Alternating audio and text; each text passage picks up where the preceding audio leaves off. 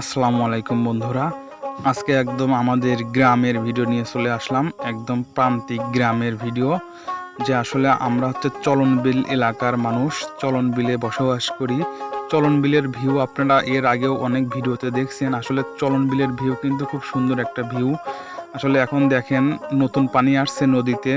চলনবিল এলাকা নদীতে নতুন পানি আসার কারণে সেই সাথে কচুরিপানাতে প্রত্যেকটা নদী নালা খালবিল ভরে গেছে। আর এই পানিতে মনে করেন প্রচণ্ড মাছ চলে আসছে, কিন্তু যাই হোক ওটা পরের কথা।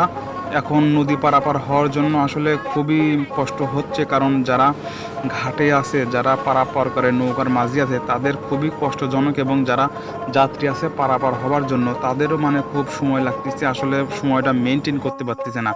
নতুন পানি আসার সাথে সাথে দেখেন মানে জেলে ভাইদের মাছ মারার পদ্ধতি শুরু হয়ে গেছে। আর চলন বিলের মাছের এলাকা আপনারা খুব ভালো করেই জানেন। দেখেন বিশাল বড় নৌকায় এতগুলো মানুষ, 3-4টা গ্রামের বললে ভুল হবে, মানে 7-8টা গ্রামের মানুষ চলাচল করে। তাদের একমাত্র যোগাযোগের ব্যবস্থা শহরে যাওয়ার এই নদীপথ নৌকা।